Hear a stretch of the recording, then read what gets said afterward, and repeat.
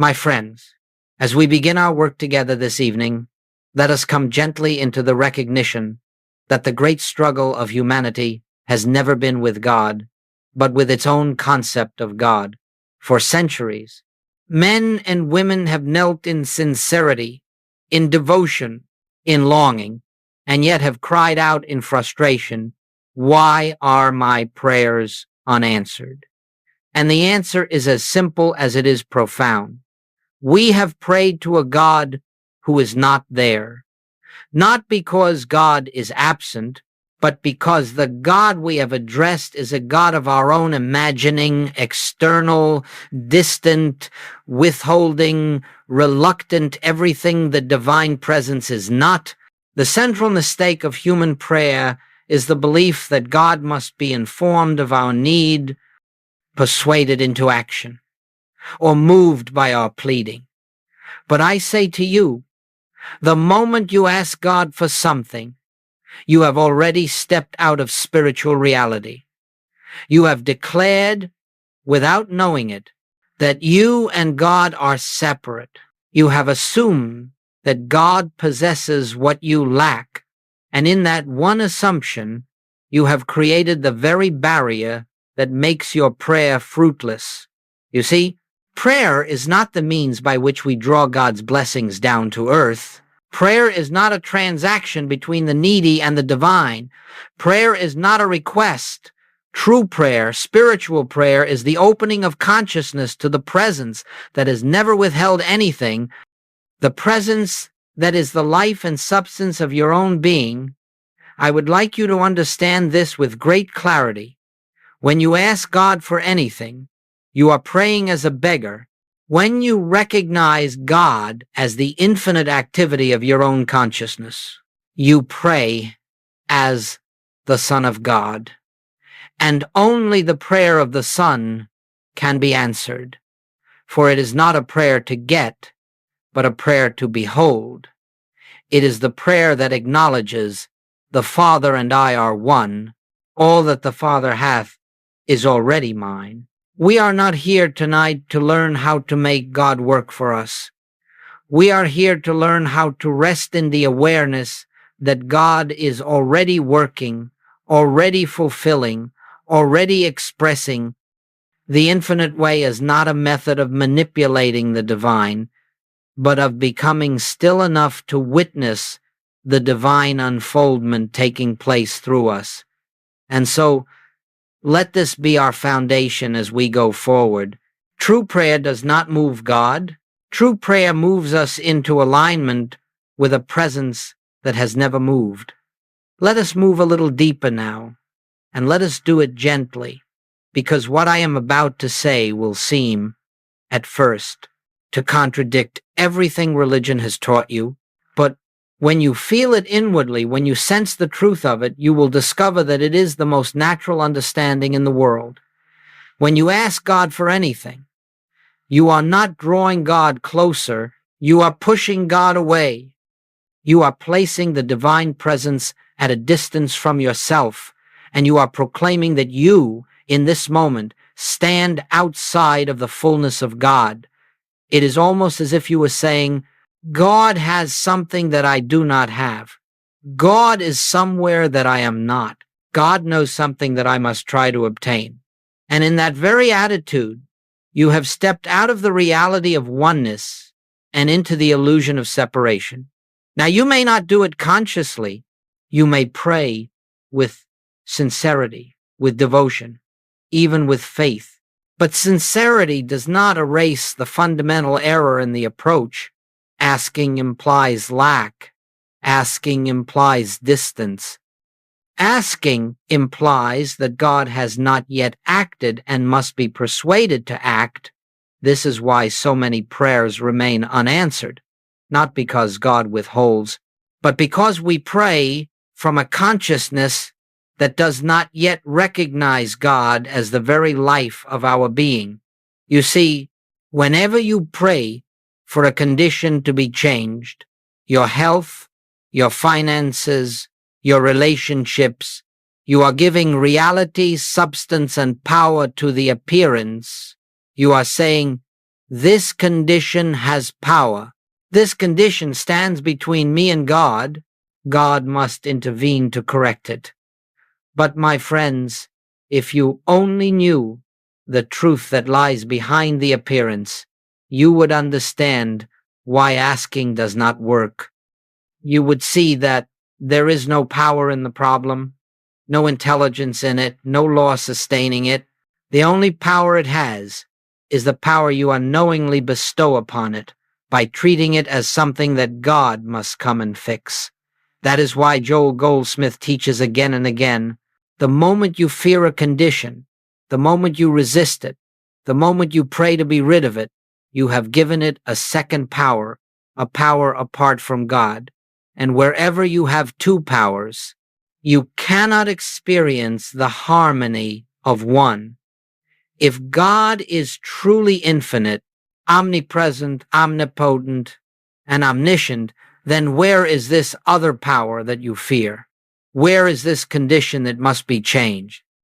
Where is this lack that must be supplied? Where is this sickness that must be healed? Only in the human belief that sees God as separate, as distant, as needing to be called upon. And so, prayer that asks, blocks, prayer that pleads, delays, prayer that tries to force something from God blinds you to what is already present. We do not ask God to heal. We recognize the presence that is health. We do not ask God to provide. We acknowledge the infinite source, that is supply. We do not ask God to fix a relationship.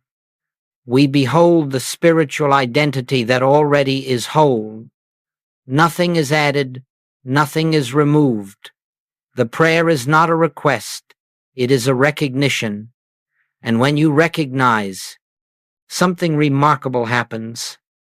You stop approaching God as a needy creature and begin resting as the instrument through which God expresses that shift, subtle, inward.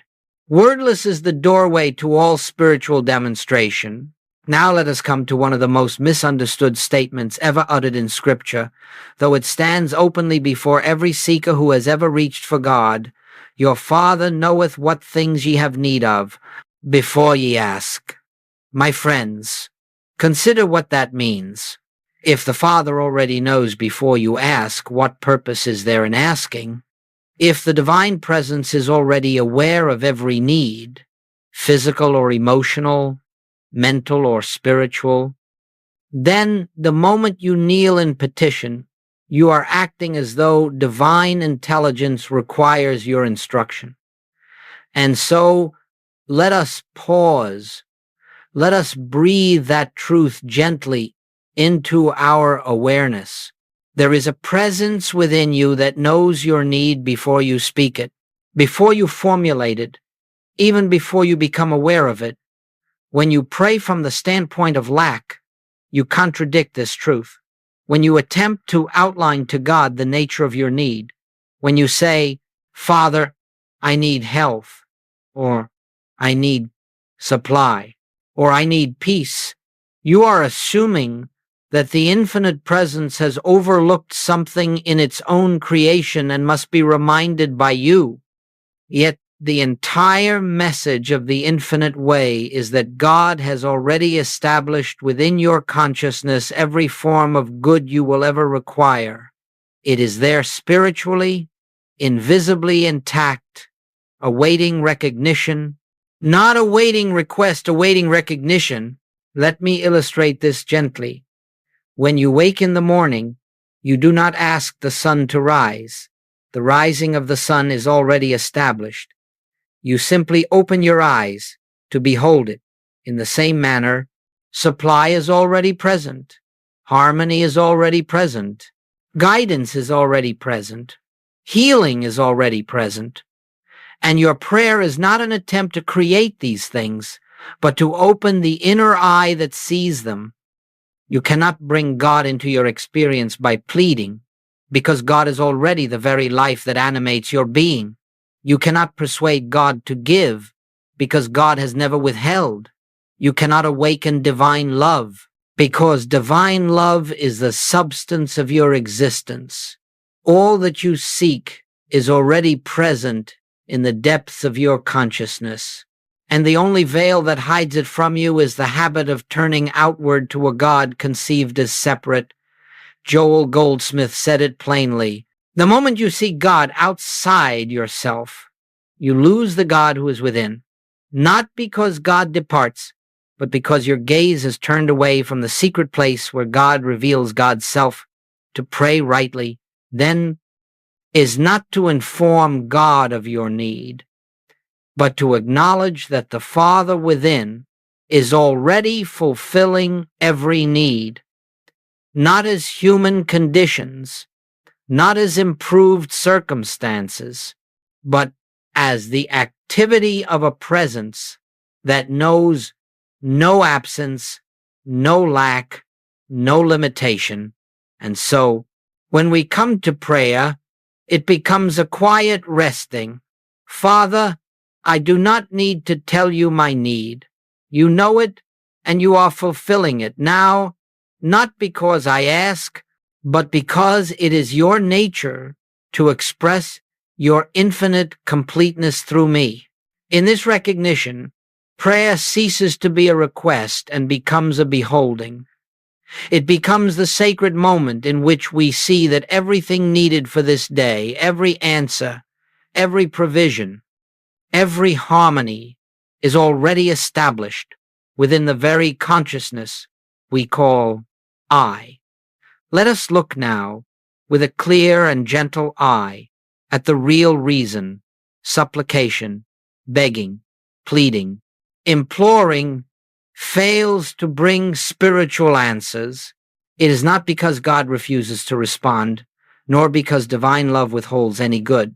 It is because the very attitude of supplication arises from a consciousness that has accepted separation, and separation is the only illusion that can block the flow of grace.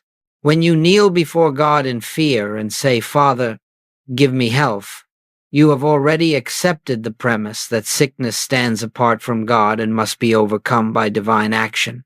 But in that single belief, you have unknowingly created two powers, a power in God and a power in the condition. The moment you grant reality to the condition, the moment you feel that it is something God must conquer, you have stepped outside the one power that alone governs all spiritual demonstration. You may not mean to do this. Your prayer may be filled with sincerity, devotion, even desperation, but the spiritual law is impersonal. Whether you recognize the truth or not, whatever you fear, you empower. Whatever you resist, you strengthen.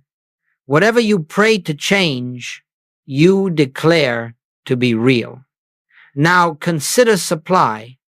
When you pray for money, when you plead for employment, when you say, God, send me what I lack, you are affirming, without ever intending to, that lack is real and present. You are giving substance to the appearance. You are clothing the illusion with your belief. And you are approaching God with the hidden assumption that divine love has somehow neglected its own creation. And in that inner posture, the sense of lack is not dissolved, it is multiplied. This is why you must understand. Supplication is not a spiritual act. It is a human response based on fear. And fear is the one veil that blinds you to the presence that has never left you. You see, every plea to God carries a subtle confession. I do not yet believe that the Father within is enough.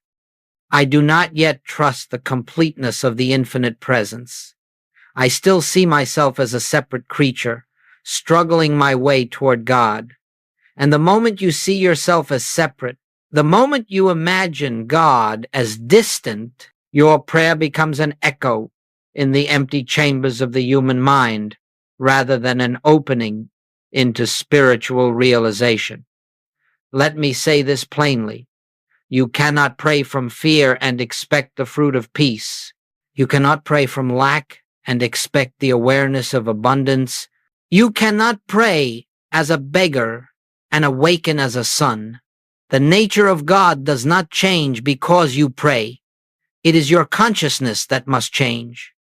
It is your understanding of God that must ripen. It is the inner recognition of the one power, one presence, and one life that dissolves fear, lack, and delay. When you pray to fix a problem, you are praying from the problem. When you pray to remove fear, you are praying from fear. When you pray to bring good into your life, you are praying from the belief that good is absent. But when you rest, when you release, when you abandon the entire posture of asking, something extraordinary begins to happen. You stop energizing the appearance. You stop strengthening the illusion. You stop giving power where no power exists. And in that quiet moment, the spiritual truth reveals itself. The very thing you were praying to receive has been present all along unseen, only because your prayer was rooted in fear rather than recognition. In the silence that follows the end of supplication, grace performs its perfect work. Now, my friends, since we have seen that asking God for things creates separation, let us turn to the real essence of prayer, what Joel Goldsmith called the highest form of worship. And let me say at the outset that this is not prayer as the world understands it. It is not the moving of lips, the repeating of holy words, nor the recitation of favored passages. It is not a reaching outward, and it is not a calling upward. True prayer is the most intimate act of awareness, the silent opening of consciousness to the presence that is already here. In Scripture, we find the words, "Speak, Lord, thy servant heareth." This is not poetry. This is not metaphor. This is the entire principle of spiritual prayer. We do not speak to God, we listen for God. And listening is not an activity of the ears. It is the quieting of the mind, the relaxing of thought, the resting of personal will, until something deeper, higher, truer begins to stir within. You see, the human mind thinks prayer is speaking, but the spiritual consciousness knows prayer is receiving. You do not come to prayer with petitions. You come empty. You come without an agenda. You come without demands. You come without fear. You come without the belief that something must be changed. And in that emptiness, in that stillness, the divine activity reveals itself in the infinite way. We say, prayer is not a request, but a receptivity. It is the clearing away of mental noise so the Christ can announce itself. When you are truly praying, there is no sense of trying.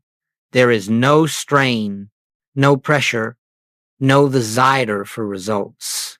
The human mind, with all its arguments and anxieties, grows quiet. You are not seeking an answer. You are seeking an awareness. And the moment you enter that inner quiet, you feel a presence, subtle, gentle, entirely real, begin to move silently within you. This is the secret. Prayer is not your words reaching God. Prayer is God reaching you. In that inner contact, something happens that words cannot describe. It is as if a soft light begins to shine in the depths of your being. Nothing has changed outwardly, yet everything is different inwardly. Fear melts. Tension dissolves. The sense of personal responsibility lifts. You feel enfolded in a peace that does not depend on conditions. And in that atmosphere of peace, divine wisdom begins its silent work. You do not guide it. You do not shape it. You do not tell it what to do.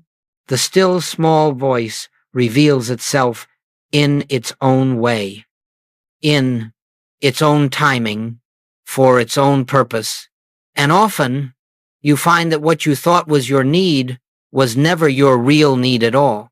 The presence knew your need before you formed it, and it meets that need in ways you could never have outlined or imagined. True prayer is the moment when the personal sense of I steps aside, and the divine I, the Christ, takes its rightful place. You do not gain anything through this prayer. Rather, you awaken to what was always present, but hidden beneath the noise of human thought. This is why Joel Goldsmith often said, "Be still and listen." Not listen for words, not listen for messages, but listen for that inward shift, that slight quickening, that deep assurance that the Father within is doing the work.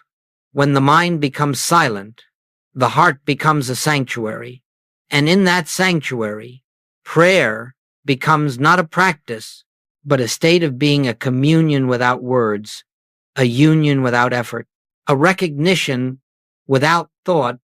This is true prayer, listening, receiving, beholding, and in that listening, all good flows naturally, for the presence that governs your life is revealed as the only reality there is.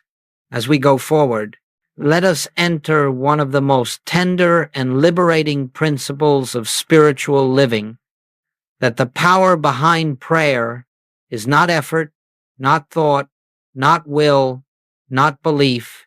It is grace, and grace is not something you earn or achieve. Grace is the spontaneous activity of the divine within your own being. It is God revealing God, life revealing itself, truth expressing itself without human help, human direction, or human interference. Now, we must be very clear. Grace does not act because of your prayer. Grace does not act because of your faith. Grace does not act because of your goodness. Grace acts because it is the nature of God to express its infinite fullness continuously. The only role prayer plays is to make us still enough, receptive enough, empty enough for grace to be felt, recognized, allowed. You see, the human mind imagines that prayer is some sort of mechanism by which divine law is set in motion, as though God waits for our words, or responds to our petitions, or is moved by our sincerity. But the infinite way reveals something entirely different. God is eternally active. God is eternally giving. God is eternally being.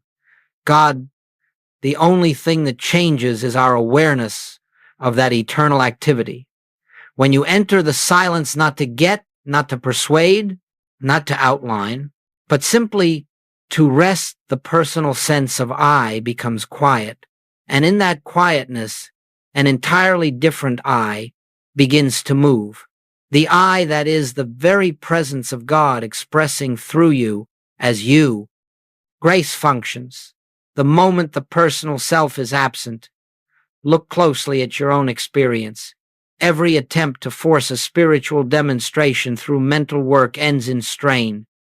You may try to affirm truths, visualize outcomes, or direct spiritual energies, but all such efforts belong to the realm of the mind, and the mind, by its very nature, cannot touch the infinite. It cannot invoke spiritual power.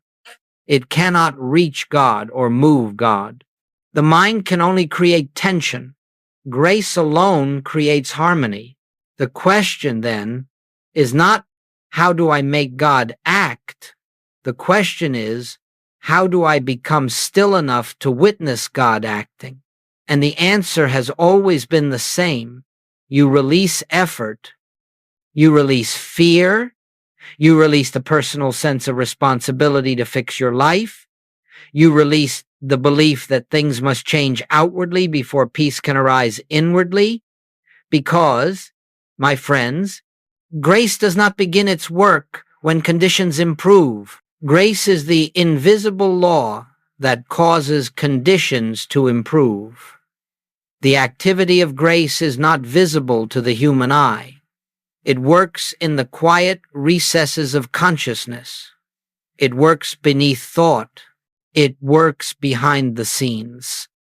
It works without noise, without drama, without evidence, until, at the appointed moment, the outward picture gently shifts, revealing what has been taking place within all along.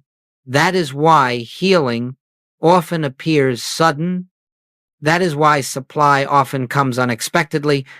That is why relationships harmonize in ways no human reasoning could have predicted. It is not that God suddenly intervened. It is that you became quiet enough to let grace fulfill what grace had been fulfilling all along. In true prayer, we do not direct spiritual law. We yield to it. We do not compel God. We let the presence be itself. We do not strive for results. We rest in the awareness that omnipresent love is eternally accomplishing its own perfect expression. This is the mystical mechanism of prayer. Effort belongs to the human mind. Fulfillment belongs to grace. And grace is already at work the moment you stop trying to make it work. Now, as we come further into this work, let us look gently at the practical side of spiritual living, because the moment you stop asking God for things, something very real begins to happen in the outer picture of your life. Not because God has suddenly responded to you, but because you have become receptive to what God has been expressing from the beginning. Let us consider healing. When you pray for God to remove a condition, you are acknowledging the condition as real and powerful. You are placing it on a pedestal, granting it substance, and attempting to use God as a remedy. But when you cease praying for healing and instead rest in the recognition of one power, when you behold God as the only life, the only presence, the only law governing your being, the fear that sustained the condition dissolves. And the moment fear dissolves, harmony appears. The healing is not the result of asking. The healing is the result of recognizing that nothing needed to be healed. Let us turn to supply. When you stop approaching God as a banker, a provider, a source of material demonstration, when you let go of the anxious desire to secure tomorrow, you discover a remarkable truth. Your supply does not come from the world at all. Supply is the activity of God's presence, expressing as ideas, opportunities, inspiration, harmony, and right unfoldment. And the more you rest in that recognition, the more the outer picture rearranges itself around your inner assurance. The demonstration is not the result of pleading. It is the fruit of knowing that your good is already established within. And now, let us gently look at relationships. When you pray for God to change someone, to soften their heart, to correct their behavior, you are giving reality to the belief that there is a separate person with a separate will that must be adjusted. But when you stop asking for harmony and instead behold the Christ in every person who stands before you, the miracle of relationship begins to unfold. You are no longer trying to fix a person. You are witnessing their spiritual identity. And as you witness it, they begin to respond from that identity, not because you asked, because you recognized. Consider also your daily decisions, your work, your purpose. The moment you stop asking God for guidance, because asking implies God is withholding guidance, you begin to feel a quiet inner movement, an intuition, a gentle nudge, a sense of rightness that does not come from reasoning. This is not something you have sought. It is something that has always been present, but could not be heard over the noise of asking. When you stop seeking answers, answers appear. when you stop fearing outcomes, outcomes take their rightful shape. When you stop striving to achieve, the right activity unfolds without effort. This is the paradox of spiritual life. The more you relinquish the attempt to make life conform to your desires, the more life begins to reflect the harmony that has always existed in the invisible. You are not creating harmony, you are revealing it. And perhaps the most beautiful effect of all is this: peace becomes natural. Not the peace of improved circumstances, but the peace that flows from the awareness that God is the only activity of your being. When this peace takes root, you do not look to the world for assurance. You do not depend on achievements for security. You do not measure your spiritual progress by outer signs. You live from a different center, a center not touched by events, not shaken by appearances, not dependent on conditions. This is what happens when you stop asking God for things. You discover that everything you sought through asking was already present, waiting only for recognition. Now, my friends, having spoken of prayer as listening rather than asking, let us enter together the essence of that practice, not as a technique, not as a method, but as a quiet recognition of what already is in this moment. We set aside the belief that prayer is something we do. We rest in the truth that prayer is something we receive. It is the inner atmosphere in which the presence reveals itself. Let us begin by releasing the sense of personal striving. There is no need to accomplish anything, no need to achieve a result, no need to change a condition. Simply allow yourself to become aware of a gentle truth. There is a presence living your life. You are not alone. You are not separate. You are not a human being reaching up to God. God is the very essence of your being, expressing as you. Now, let us quietly acknowledge that we bring nothing to this moment, not our fears, not our desires, not our hopes, not our petitions. We come empty, we come receptive, we come without agenda, for true prayer begins where human thought ends, and so we rest without effort. In this inner spaciousness, notice not with the mind, but with the heart of awareness that there is a subtle peace already present. You did not create it. You did not initiate it. It is simply here. It has always been here. It is the peace that passeth understanding, the peace that has nothing to do with conditions. In this stillness, we are not seeking a message. We are not listening for words. We are simply becoming aware of the presence that needs no language to make itself known. It is the still small voice, not heard with the ears, but felt as a gentle assurance, a quiet certainty that everything necessary is unfolding through the activity of the Father within.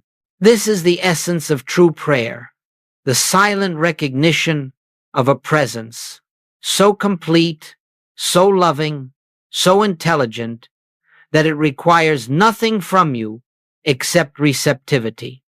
If a thought arises, let it pass without attachment.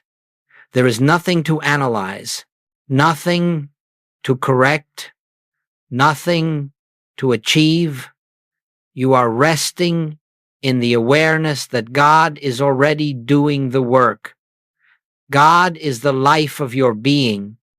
God is the law of harmony governing your experience. God is the substance of your supply, the health of your body, the peace of your soul. As we remain in this quietness, you may feel a sense of inner fullness, an unseen presence that seems to expand within you. This is not emotion. It is not imagination. It is the activity of spirit revealing itself where the personal mind has become still. In this awareness, no fear can remain. In this awareness, no sense of lack can persist. In this awareness, no problem has reality, not because you have solved anything, but because you have come into alignment with the one who solves all by the simple fact of its being. Let us rest a little longer in this recognition.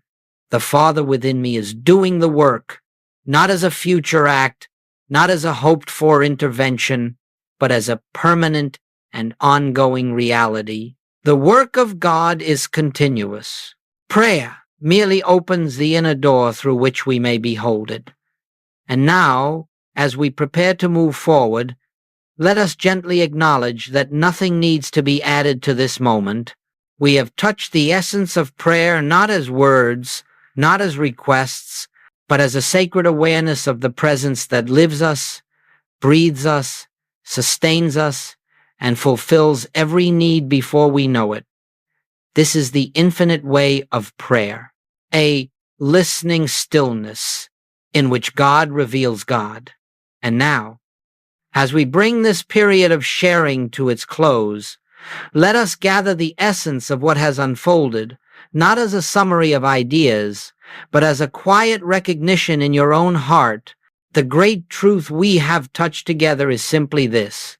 The moment you stop asking God for anything, you discover that nothing has ever been withheld from you. When the mind is occupied with requests, with desires, with fears, it cannot perceive the presence that stands at the doorway of consciousness, forever saying, I am here. Asking blinds you, not because it is wrong, but because it arises from a belief in separation. Asking assumes a God apart from you, a good not yet given, a grace that must be earned. But in the silence that follows the end of asking, a new awareness dawns. Everything you sought from God is already established within your own being. To cease asking is not to renounce prayer. It is to enter true prayer. It is to release the burden of trying to shape life through thought and to rest in the assurance that the Father within is eternally expressing its completeness as your experience. When you stop pleading, you begin recognizing. When you stop striving, you begin receiving. When you stop reaching outward, you begin awakening inward. And in that awakening, you see that health was never separate from you, that supply was never external, that harmony was never absent. They were hidden only by the noise of human desire. Grace was functioning long before you asked. Grace will continue to function long after all asking has ceased. The world may appear as it did before, yet everything is different. For now, you know that God is not a power to be invoked, but a presence to be recognized. You know that prayer is not the utterance of words, but the opening of consciousness. You know that the good you seek does not come from the world, but flows from the infinite center of your being, expressed as your daily life through the quiet activity of spirit. So let this understanding rest gently within you. You do not pray to get, you pray to behold. You do not pray to change conditions. You pray to see the unreality of the conditions that fear created. You do not pray for God to act. You pray to become aware that God is the only activity there is. And as you walk out into the world, you carry this inner assurance with you, not as a belief, but as a living presence. The Father and I are one. All that the Father hath is mine. I rest in the completeness of God. My friends, this is the infinite way. Not a path of effort, but of receptivity. Not a journey of seeking, but of recognizing. not a practice of asking, but of listening, not an attempt to reach God, but the quiet discovery that God has been your very self all along. May this awareness go before you, illuminate your days, and reveal the harmony that has forever been your inheritance.